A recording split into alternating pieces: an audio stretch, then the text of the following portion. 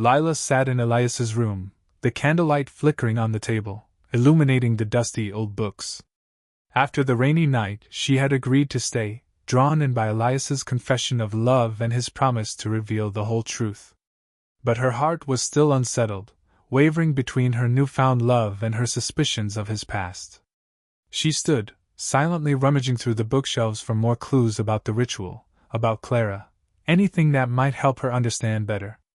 Her fingers stopped on a small leather-bound notebook hidden between two thick books. She opened it, and a letter fell to the floor, an old piece of paper, the handwriting soft but shaky. She picked it up, reading the first line. "Elias, my only light." Her heart clenched. It was Clara's letter. She continued reading each word like a knife.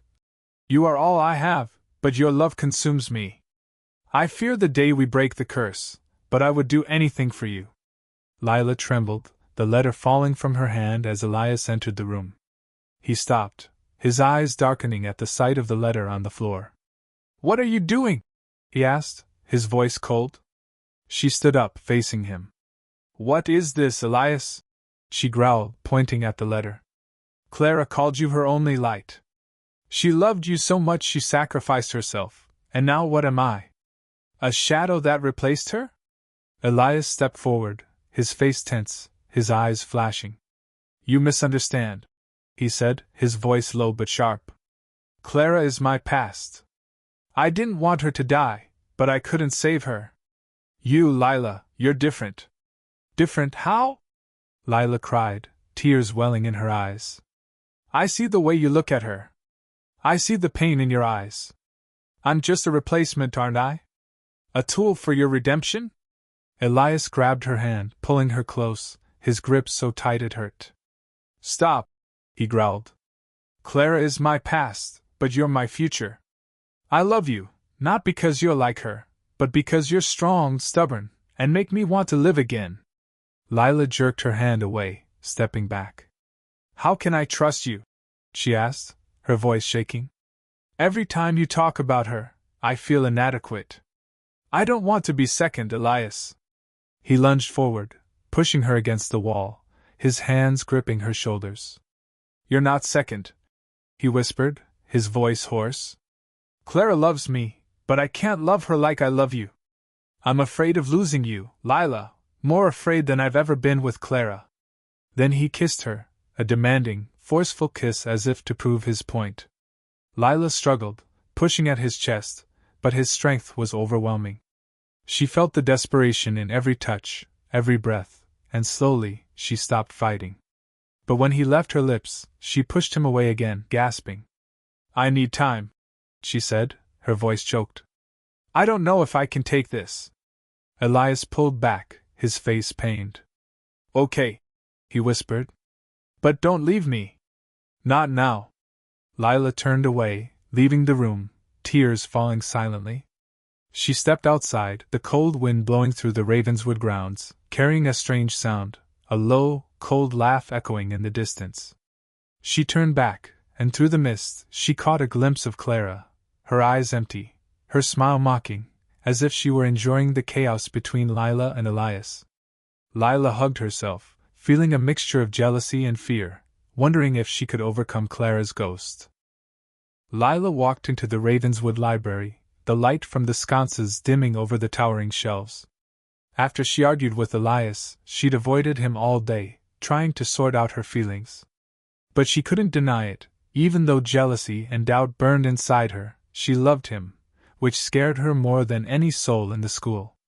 She'd come here for answers, hoping an ancient book might give her a clue to the ritual and a way to escape the darkness without losing Elias. She was flipping through a thick book when the library door creaked open, and Elias entered. He wore a long black coat, his face tense, his deep blue eyes searching hers in the dim light. "Lila," he called, his voice hoarse. "We need to talk." She closed the book and turned to him. "What else is there to say?" she asked, her voice cold but unmistakably trembling. "I said I needed time." Elias stepped forward, stopping a few feet away from her. "I know," he said. "But I can't let you go on thinking you're just a replacement. I'm afraid of losing you, So afraid that I'd give up the ritual, give up Clara if it would keep you safe. Lila stared at him, stunned. Are you serious? She asked, her voice low. You would give up everything, atone for Clara, break the curse, for me? He nodded, stepping closer. I've never told anyone this, he whispered. But you changed me, Lila. I don't want you to go into the darkness like Clara did. I want you to live with me. The words broke the wall inside her. She rushed forward, hugging him, and Elias returned the hug, his hands tangling in her hair. I love you, he whispered, his voice hoarse in her ear. I don't know when, but I can't live without you. They kissed, a deep, passionate kiss, as if both were trying to erase all doubt, all fear. Elias pushed her against the bookshelf, his hands sliding around her waist, pulling her closer. If I were a demon, he whispered between kisses, you'd be why I want to fall deeper. Lila moaned, her hands tightening on his shoulders, letting the sensation carry her away. They fell to the floor amid the scattered books, their breaths mingling, their bodies entwined in a moment both tender and violent. Lila felt the line between her and Elias shatter as they lay there, panting in each other's arms. She accepted this love, forbidden, dangerous, but irresistible.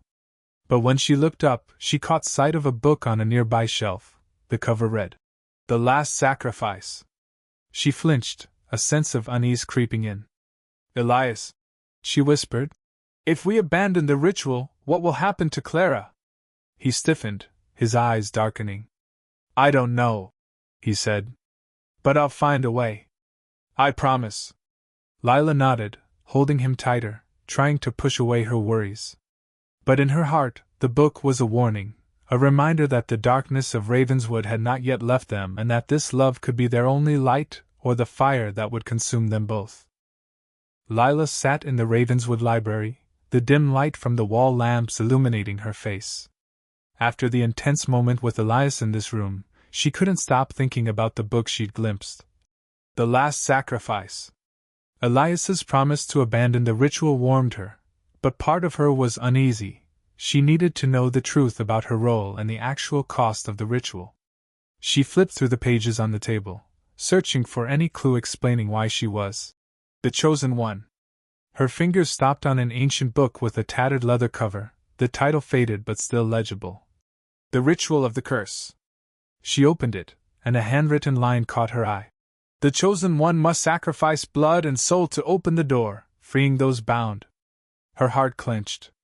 Elias had said he didn't want her dead, but this line contradicted his words. It implied a more terrible price than he would admit. She continued reading, and another passage made her shiver. Only the blood of the chosen one can break the curse.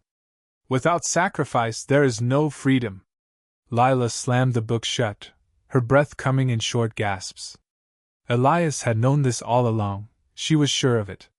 He had hidden her, manipulated her, even as he said he loved her. Doubt rose like a wave, washing away the fragile trust she had built in him. Suddenly, a whisper rang out in the cold air of the library, not the wind, but a clear, ghostly voice. He will never choose you. Lila turned, her heart pounding, but saw no one. The whisper continued closer, as if coming from the very book before her. He will let you die as he did me. Clara?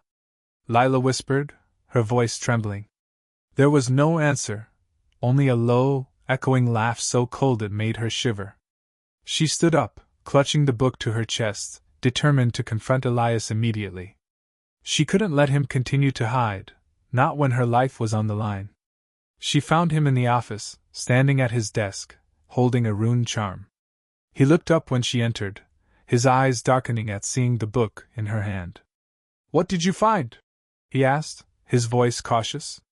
Lila threw the book down on the desk, her voice shaking angrily. The truth you hid from me, she snapped. The ritual required sacrifice, my blood and my soul. You knew all along, didn't you? You meant to let me die, like Clara? Elias stepped back, his face pale. No, he said, his voice hoarse. I know about the sacrifice, but I'm trying to change it. I swear, Lila, I won't let you die. Swear? Lila laughed dryly, tears welling in her eyes.